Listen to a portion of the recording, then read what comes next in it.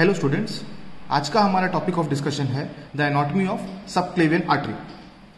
Subclavian artery की anatomy समझने से पहले हम एक बार blood supply of the upper lip ये टॉपिक देख लेते हैं। ओके, सो जो हमारी सबक्लेवियन आर्टरी है it actually arises from the arch of aorta. Okay, so इसको समझने के लिए हमको सबसे पहले अओर्टा की ब्रांचेस देखनी होंगी, राइट। सो हमारा जो अओर्टा है it arises from the left ventricle. Okay, it arises from the left ventricle. Left ventricle से अराइज होने के बाद इट एसेंड्स अप, वो ऊपर की ओर मूव करता है। ठीक है, it ascends up, thus it is called as the ascending aorta. ठीक है, एसेंडिंग अओर्टा फॉर्म करने के बाद ये एक आर्क फॉर्म करता है। ओके, इसीलिए इसको आर्क ऑफ अओर्टा भी बोलते हैं। डन। इसके बाद ये आर्क ऑफ अओर्टा फॉर्म होने के बाद this artery descends down. Okay, it descends down. Thus this portion of the aorta is called as the descending aorta. Okay, so we are having an ascending aorta, arc of aorta and a descending aorta. Okay, हमारी body की सबसे largest vessel है ये। Okay, सो ascending, arc और descending aorta हमने यहां पे देख लिया। ओके, अब ये जो डिसेंडिंग अओर्टा है, जब तक ये पोर्शन थोरैक्स के रीजन के अंदर रहेगा तब तक हम इसको थोरैसिक अओर्टा कहेंगे। क्लियर। जैसे ही मैंने यहाँ पे एक डायफ्राम बनाया है ब्लू कलर से, जैसे ही ये डायफ्राम को पियर्स करके एब्डोमिनल अओर्टा बन जाता है या एब्डोमिनल रीजन में एंटर कर जाता है तो हम इसको एब्डोमिनल अओर्टा नाम से डिनोट करेंगे, राइट। ठीक है, सो क्योंकि हम इंटरेस्टेड है अपर लिम्ब की ब्लड सप्लाई पढ़ने में, तो हम लोग आर्क ऑफ अओर्टा पे ज्यादा फोकस करेंगे। ठीक है, फाइन। सो आर्क ऑफ अओर्टा में ग्रॉसली दो आर्टरीज हैं जो कि ये हैं, ठीक है, और एक ट्रंक है। ये ट्रंक आगे जाके दो आर्टरीज और फॉर्म करेगा। ठीक है, जो दो आर्टरीज हमारे पास हैं वो कौन सी हैं? एक तो हमारी लेफ्ट सबक्लेवियन आर्टरी। ठीक है, ये लेफ्ट सबक्लेवियन आर्टरी हमारे लेफ्ट साइड के अपर लिम्ब को सप्लाई करेगी। ठीक है, उसकी ब्लड सप्लाई फॉर्म करेगी। डन। उसके बाद हमारे पास है the left common carotid artery जो कि हेड की तरफ जाके सर्कल ऑफ विलिस में पार्टिसिपेट करती है। डन। इसके बाद मैंने बताया था आपको कि हमारे पास एक ट्रंक है। अब एक ट्रंक होता क्या है? जब दो या दो से ज्यादा वेसल मिलके एक सिंगुलर वेसल बनाएं, ठीक है, तो उसको हम एक ट्रंक कहते हैं। ओके, जैसे यहां पे देखिए आप, ये एक वेसल है और ये एक वेसल है, ये दोनों साथ में मिलके ये एक सिंगुलर वेसल बना रही हैं। ठीक है, इसलिए इसको हम एक ट्रंक कहेंगे। ओके, और हम इसको ब्रेकियोसेफेलिक ट्रंक ऐसे नाम से डिनोट करते हैं। ठीक है, अब ब्रेकियोसेफेलिक ट्रंक बोलने से क्या मतलब है? जब भी आपको एनाटॉमी में कोई टॉपिक या कोई वर्ड समझ में ना आए तो हमेशा उसको तोड़ लीजिए, उसको ब्रेक करके पढ़िए। ठीक है, ब्रेकियोसेफेलिक, ब्रेकियो मतलब ऐसी आर्टरी जो कि ब्रेकियम में जाएगी। ठीक है, ब्रेकियम क्या है? हमारा arm. Okay, so brachium is the arm. Fine. तो इस ट्रंक की एक ब्रांच जाएगी हमारे आर्म में, इसीलिए वहां पे ब्रेकियो शब्द का इस्तेमाल किया है। सेफेलिक, सेफेलिक मतलब ऐसी आर्टरी जो हमारे हेड की तरफ जाएगी। ओके, इसीलिए सेफेलिक शब्द से डिनोट किया है उसको। ओके, इसीलिए इस ट्रंक को हम लोग ब्रेकियोसेफेलिक ट्रंक बोलते हैं। ऐसा क्यों? क्योंकि इसकी दो ब्रांचेस हैं जो कि एक चली जाती है हमारे अपर लिम्ब में या आर्म की तरफ और एक चली जाती है हमारे हेड की तरफ। दस this trunk is called as the brachiocephalic trunk. I hope ये आपको समझ में आ गया होगा। ओके, नाउ क्योंकि हम anatomy of the subclavian artery पढ़ने वाले हैं, इसीलिए हम लोग सबक्लेवियन आर्टरी पे फोकस करते हैं। सबक्लेवियन आर्टरी जो है वो अराइज होती है from the brachiocephalic trunk for the right side. Right side का जो ब्लड सप्लाई है ऑफ द अपर लिम्ब वो अराइज होता है राइट सबक्लेवियन आर्टरी से। ठीक है, और राइट सबक्लेवियन आर्टरी कहां से अराइज होती है? From the brachiocephalic trunk. जबकि जो हमारा लेफ्ट सबक्लेवियन आर्टरी है वो डायरेक्टली अराइज होगी फ्रॉम द आर्क ऑफ अओर्टा, वो ट्रंक नहीं फॉर्म करती। ठीक है, फाइन। सो हम लोग अपने राइट सबक्लेवियन आर्टरी पे फोकस करते हैं और आगे इसकी एक्सटेंशन पढ़ते हैं। ओके, वो सिमिलर रहेगा हमारे लेफ्ट सबक्लेवियन आर्टरी के लिए भी। ओके, सो जो हमारी राइट सबक्लेवियन आर्टरी है आगे एक्सटेंड होगी लैटरली, लैटरली मूव करती है और हमारे क्लैविकल के नीचे से ट्रेवल करती है। ओके, क्लैविकल के नीचे से ट्रेवल करने की वजह से ही इसको हम लोग सबक्लेवियन नाम से डिनोट करते हैं। ठीक है, सबक्लेवियन, सब मतलब नीचे, क्लेवियन मतलब क्लैविकल। सो जो आर्टरी क्लैविकल के नीचे से ट्रेवल करेगी उसको हम सबक्लेवियन बोलेंगे। ठीक है, सो ये सबक्लेवियन आर्टरी जो है it is travelling laterally. Okay, और जैसे ही फर्स्ट रिब के लैटरल बॉर्डर या आउटर बॉर्डर को ये पास करती है उसके बाद ये एक्सिला के अंदर एंटर हो जाती है। मैं दोबारा आपके लिए रिपीट कर देता हूं, जो हमारी राइट सबक्लेवियन आर्टरी है ये ब्रेकियोसेफेलिक ट्रंक से अराइज होकर लैटरली मूव करेगी। ओके, लैटरली मूव करते समय ये क्लैविकल के नीचे से जाती है, इसीलिए इसको सबक्लेवियन नाम से डिनोट करते हैं। क्लैविकल से नीचे से ट्रेवल करने के बाद ये फर्स्ट रिब के लैटरल या आउटर बॉर्डर को जब पास करती है उसके बाद ये एंटर हो जाती है into the axilla, into the axillary region. ठीक है, सो एक्सिलरी रीजन में एंटर होने की वजह से अब हम इस आर्टरी को कहेंगे एक्सिलरी आर्टरी। मैंने यहां पे नाम लिखा हुआ है एक्सिलरी आर्टरी। ठीक है, सो एक्सिलरी आर्टरी किसका कंटिन्यूएशन है? सबक्लेवियन आर्टरी का। ठीक है, सो सबक्लेवियन आर्टरी आगे बढ़ के बनाती है एक्सिलरी आर्टरी। ठीक है, तो हम ऐसा भी बोल सकते हैं कि जो एक्सिलरी आर्टरी है it is actually the continuation of the subclavian artery. Done, okay fine. So axillary artery को हम फोकस करें तो एक्सिलरी आर्टरी जब आगे बढ़ेगी एक्सिला के एंटायर रीजन से पास करेगी, उसके बाद ये पास होती है from below the teres major muscle. ठीक है, टेरिस मेजर मसल के पास से पास होने के बाद जब उसके लोअर मोस्ट बॉर्डर पे ये पहुंचती है, ठीक है, I am talking about the axillary artery, जब एक्सिलरी आर्टरी टेरिस मेजर के लोअर मोस्ट पोर्शन या लोअर बॉर्डर से पास हो जाएगी तो उसके बाद ये एंटर हो जाती है इनटू द ब्रेकियम। ब्रेकियम क्या होता है? हमारा आर्म। सो जब ये ब्रेकियम में एंटर हो जाएगी तब हम इसको कहेंगे ब्रेकियल आर्टरी। आप समझ पा रहे? जिस रीजन में वो जा रही है आर्टरी वैसे ही उसका नाम चेंज हो रहा है। ठीक है, जब सबक्लेवियन मतलब क्लैविकल के नीचे से जा रही थी तो सबक्लेवियन नाम था उसका। ठीक है, अब जैसे ही एक्सिला में एंटर हो गई तो इसका नाम हो गया एक्सिलरी आर्टरी। यही आर्टरी जब आगे कंटिन्यू होती है और टेरिस मेजर मसल के लोअर बॉर्डर से पास होके ब्रेकियम या आर्म से पास होती है या उसकी तरफ पहुंचती है तो उसको हम कहते हैं ब्रेकियल आर्टरी। ठीक है, डन। इसके बाद ये जो ब्रेकियल आर्टरी है ये नीचे डिसेंड करेगी।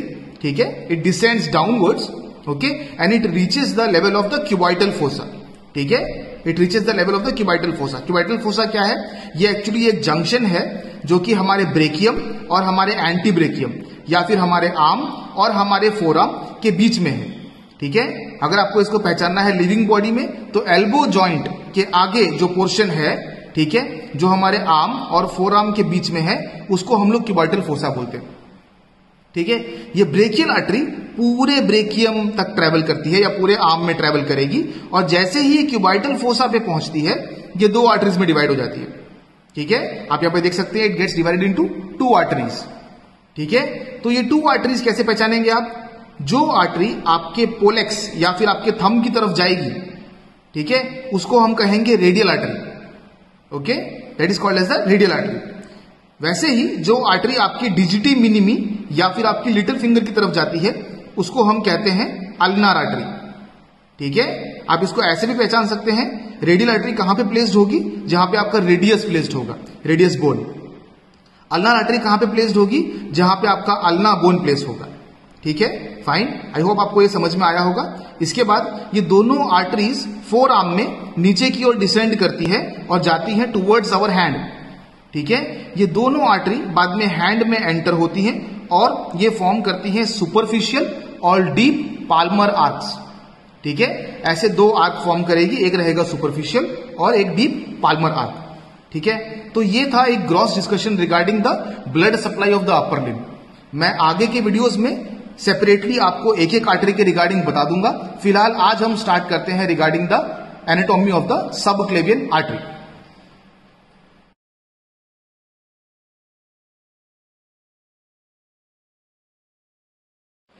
So now let's study regarding the anatomy of subclavian artery. इस टॉपिक को समझने के लिए मैंने एक डायग्राम प्रिपेयर किया है।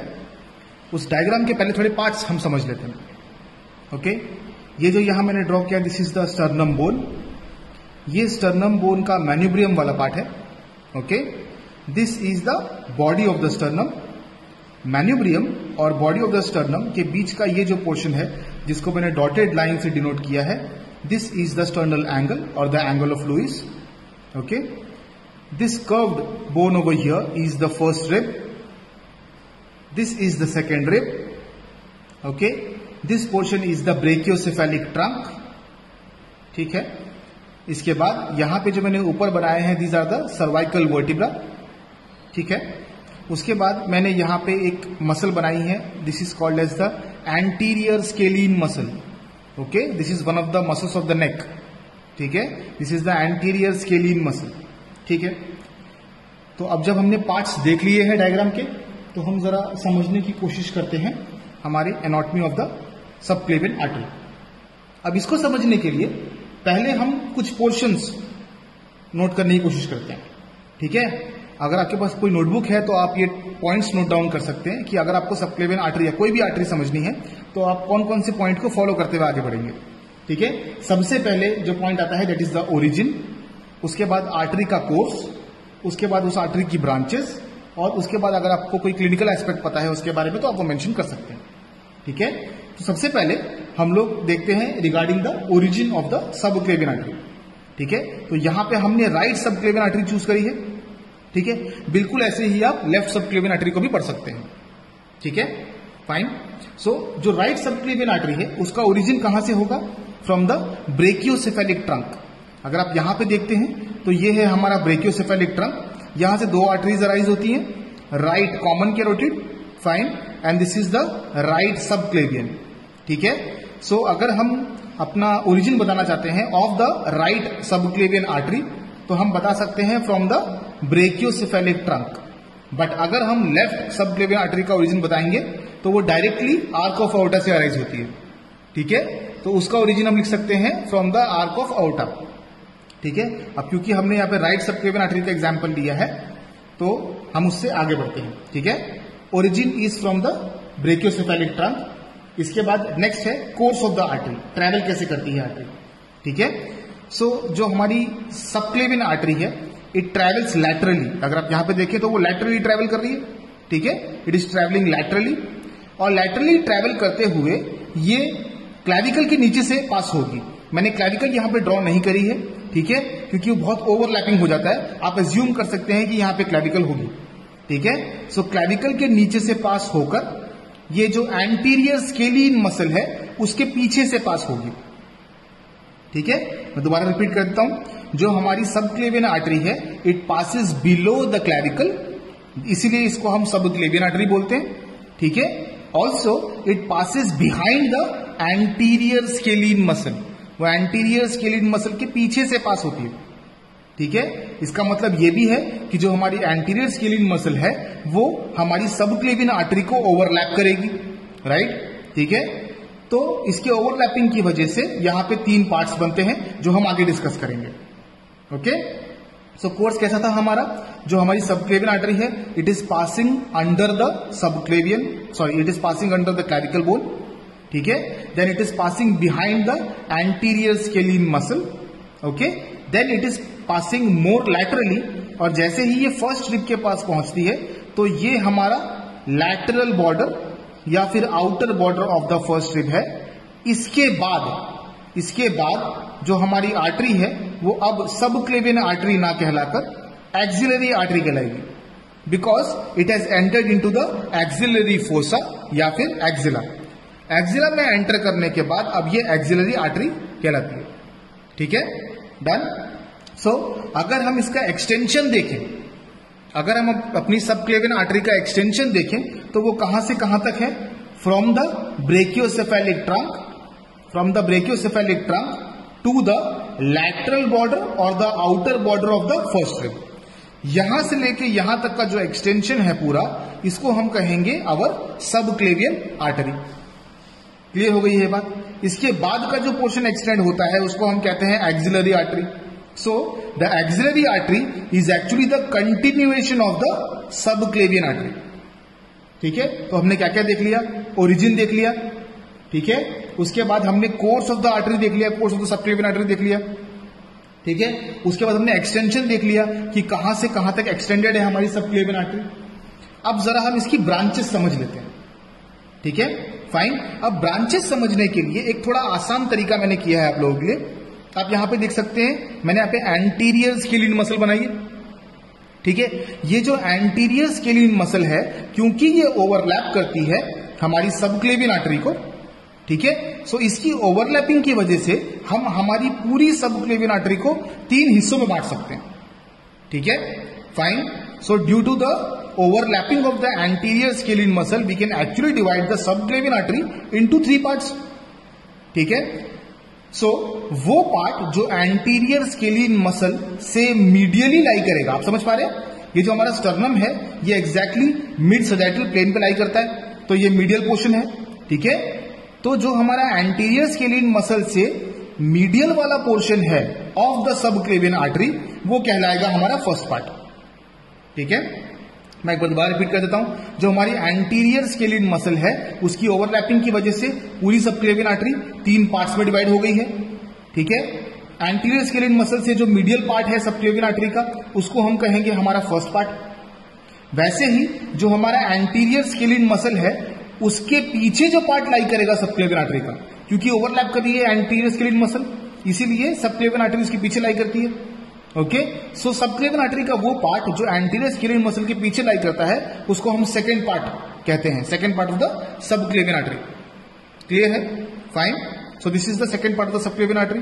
वैसे ही जो पार्ट सबक्लेवियन आर्टरी का लैटरली लाई करता है from the anterior scalene muscle, ठीक है, that part is called as the third part of the subclavian artery. ठीक है. तो 3 हिस्से हो गए यहां पे हमारे सबक्लेवियन आर्टरी के, 3 पार्ट्स हो गए because of the overlapping of the anterior scalene muscle.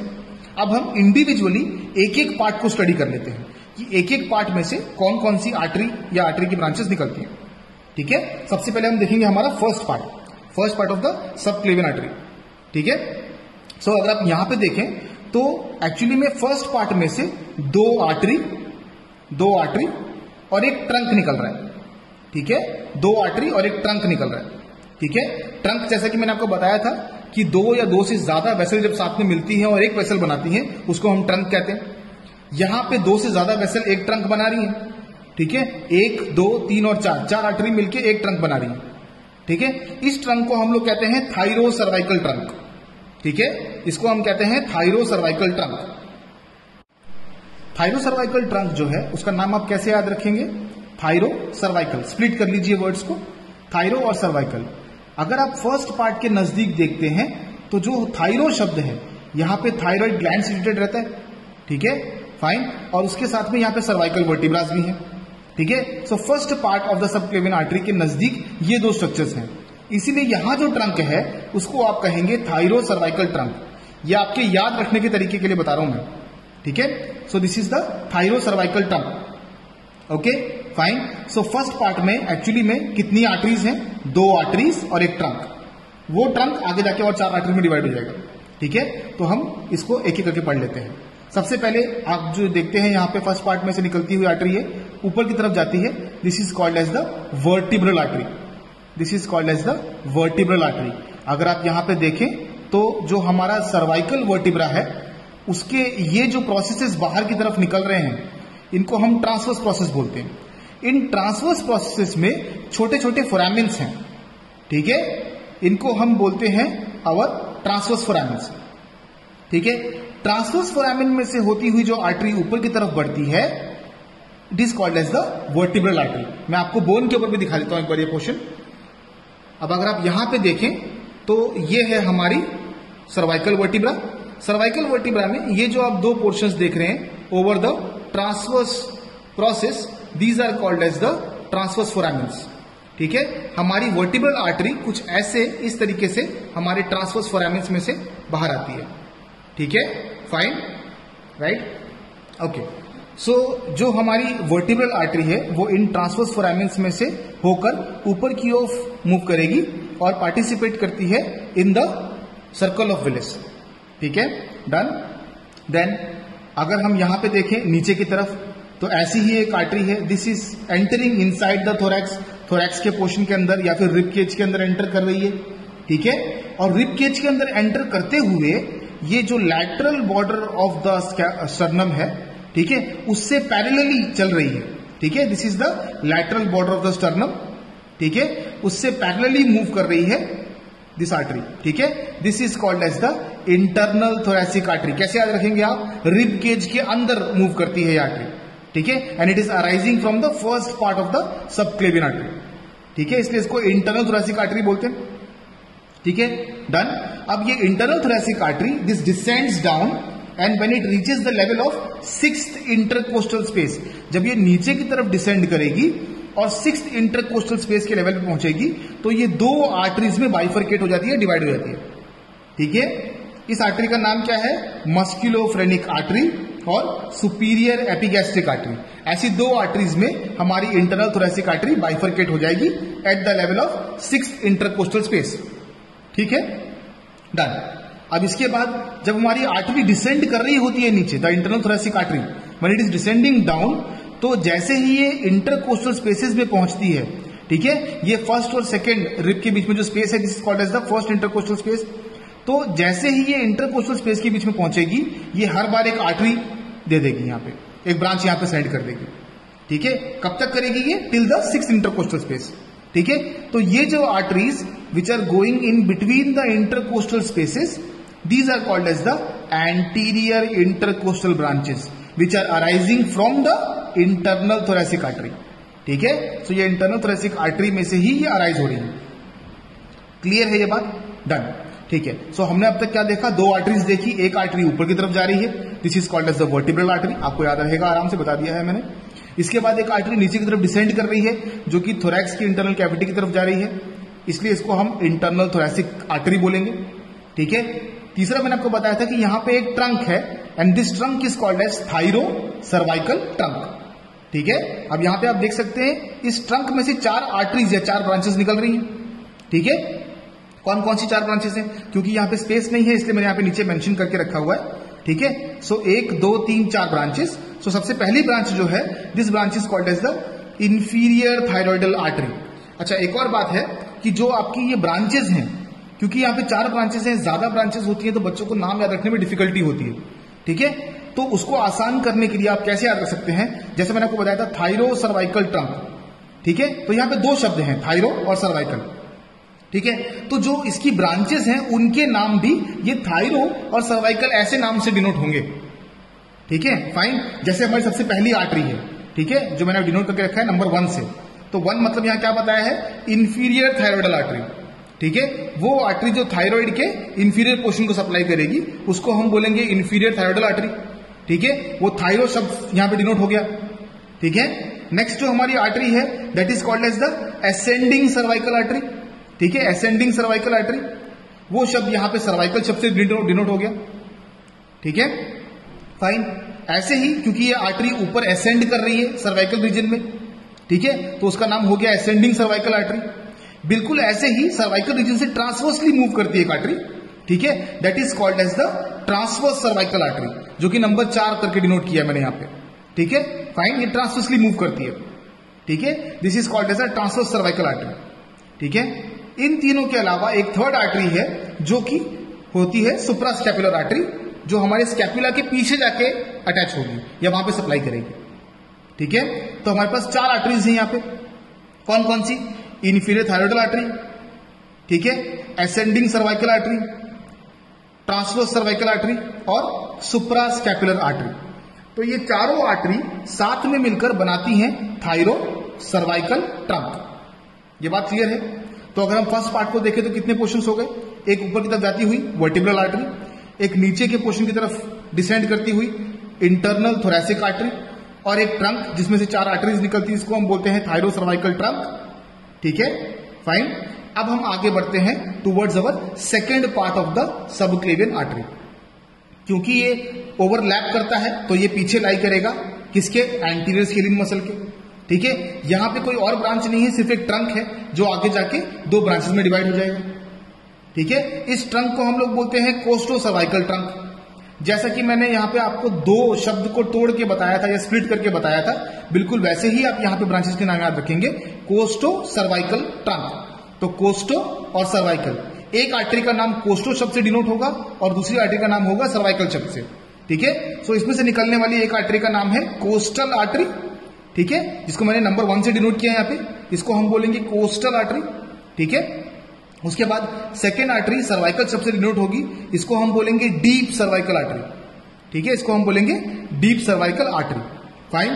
सो हमारी एंटीरियर स्केलेटन मसल के पीछे जो second part of the subclavian artery है, उसमें से एक ट्रंक निकलता है, इसको हम बोलते हैं कोस्टो सर्वाइकल ट्रंक। उसमें 2 ब्रांचेस हैं, एक हो गई हमारी कोस्टल आर्टरी और एक हो गई डीप सर्वाइकल आर्टरी। ठीक है, अब हम आगे बढ़ते हैं towards our third part of the subclavian artery. वहां पे सिर्फ एक आर्टरी निकलती है या एक ब्रांच निकलती है जो कि डायरेक्टली अराइज होगी from the subclavian artery only. ठीक है, और ये कहां जाती है? Towards the dorsal portion of the scapula. अगर आपको इतना याद है आपको आर्टरी का नाम याद रहेगा। ठीक है, उसकी वजह से ही इसका नाम होता है डॉर्सल स्कैपुलर आर्टरी। ठीक है, सो थर्ड पार्ट में से एक ही आर्टरी या एक ही ब्रांच निकलती है जिसको हम डॉर्सल स्कैपुलर आर्टरी बोलते हैं। ठीक है, अब आप कंफ्यूज हो रहे होंगे, यहां पे बहुत सारे नाम हो गए। ठीक है, बहुत सारे नाम हो गए और ट्रंक हो गए, ट्रंक में से और भी आर्टरीज निकल रहे हैं, तो आप याद कैसे रखोगे? यहां पे एक छोटा सा निमोनिक मैंने आपके लिए प्रिपेयर किया है। ठीक है, निमोनिक क्या है? Vitamin C and D. ठीक है, मैं दोबारा रिपीट कर देता हूं, विटामिन सी एंड डी। इनके अल्फाबेट्स आप पिक कर लीजिए। विटामिन में जो वी है उसका मतलब है वर्टिब्रल आर्टरी, जो कि ये है फर्स्ट पार्ट की। आई मतलब है इंटरनल थोरेसिक आर्टरी, जो कि ये डिसेंडिंग डाउन आर्टरी है। ठीक है, टी मतलब क्या है? थायरो सर्वाइकल ट्रंक, जो कि ये रहा फर्स्ट पार्ट में है, थायरो सर्वाइकल ट्रंक।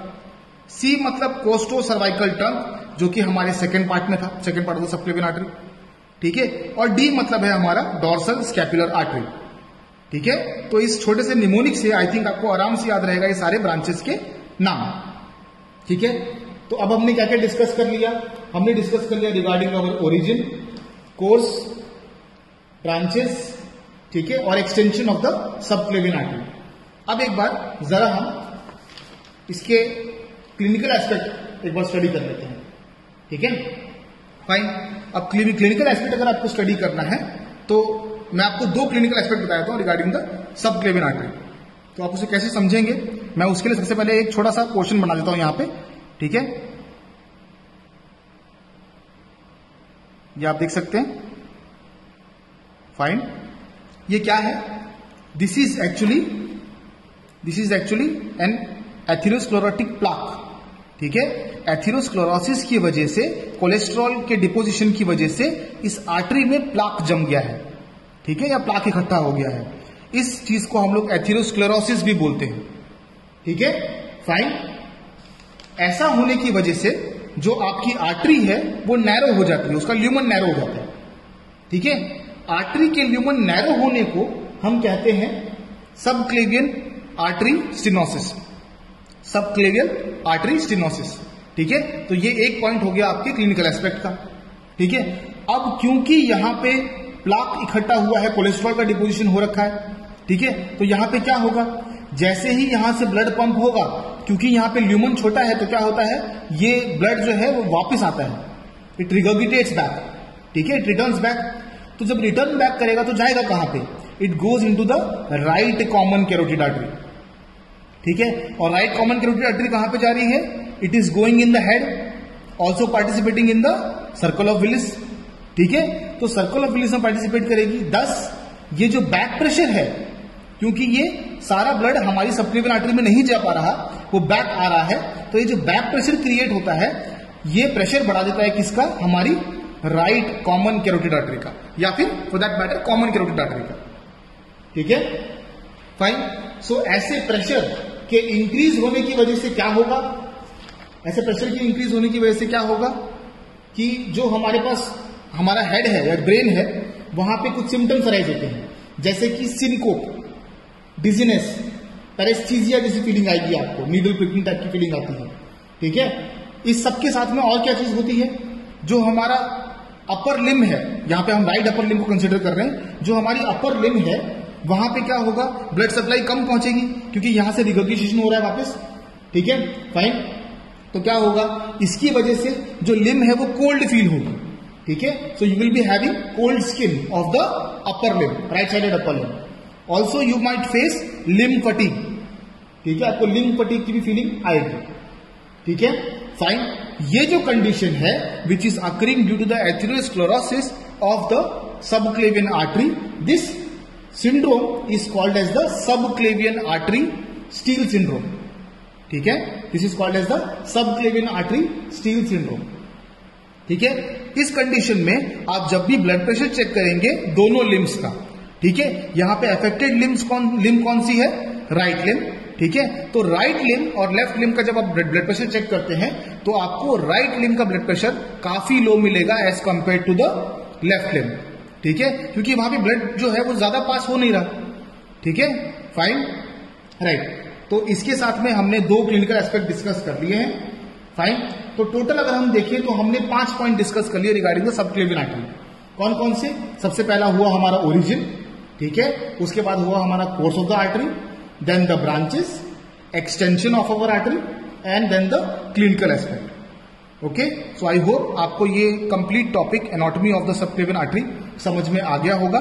फिर भी अगर आपके मन में कोई डाउट है इस टॉपिक के रिगार्डिंग तो आप कमेंट सेक्शन में उसको पोस्ट कर सकते हैं, मैं कोशिश करूंगा उसको आंसर करने की। Thank you so much.